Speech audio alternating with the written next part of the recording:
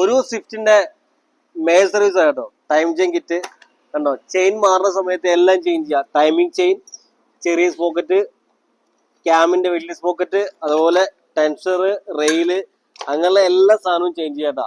അതിന്റെ കൂട്ടത്തിൽ മെയിൻ ആയിട്ട് വാട്ടർ പമ്പ് കൂടെ ചേഞ്ച് ചെയ്യാം. ഇല്ലാന്നുണ്ടെങ്കിൽ ഇതൊക്കെ മാറിക്കഴിഞ്ഞ് കുറച്ച് ദിവസം കഴിയുമ്പോൾ വാട്ടർ പമ്പ് ചേഞ്ച് ചെയ്യേണ്ടി വരും കേട്ടോ. ഇതിപ്പോ ഓൾറെഡി ഈ നമ്മുടെ വാട്ടർ പമ്പിന് സൗണ്ട് ഉണ്ട്. സൗണ്ട് കേൾക്കണമെന്ന് അറിയില്ല, കേൾക്കണ്ട, ഓൾറെഡി സൗണ്ട് ഉണ്ട്. നമ്മളെന്തായാലും ചേഞ്ച് ചെയ്യണം. അതുപോലെ തെർമോസ്റ്റാറ്റ്, ഇതൊക്കെ മെയിൻ സാർ. നമ്മൾ വലിയ യാത്രയ്ക്കൊക്കെ പോകുമ്പോൾ എപ്പോഴും പണിയുന്ന ഐറ്റം ഈ തെർമോസ്റ്റാറ്റൊക്കെ. അതൊക്കെ 1 lakh കൂടി ഉണ്ടെങ്കിൽ എന്തായാലും ചേഞ്ച് തരാട്ടാ. നമുക്ക് ധൈര്യമായിട്ട് വണ്ടി നടക്കാം.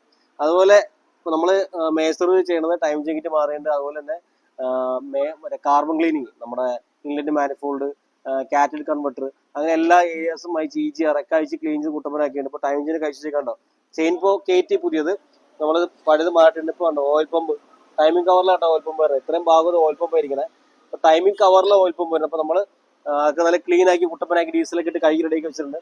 ഇപ്പൊ എല്ലാം കഴിഞ്ഞ് വണ്ടി കയറി സ്റ്റാർട്ട് ചെയ്യുന്ന വണ്ടി അടിപൊളിയാവും കേട്ടോ. നമ്മള് A to Z കാര്യങ്ങൾ ചെയ്യുന്നത് മേജർ സർവീസിൽ.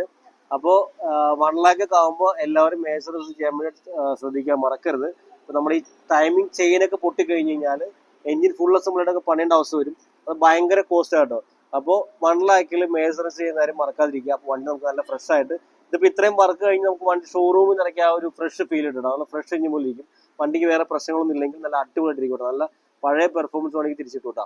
അപ്പോൾ 1 lakh മേജർ സർവീസ് ചെയ്ത് കഴിഞ്ഞാൽ വേറെ ഇതൊക്കെയാണ് കേട്ടോ.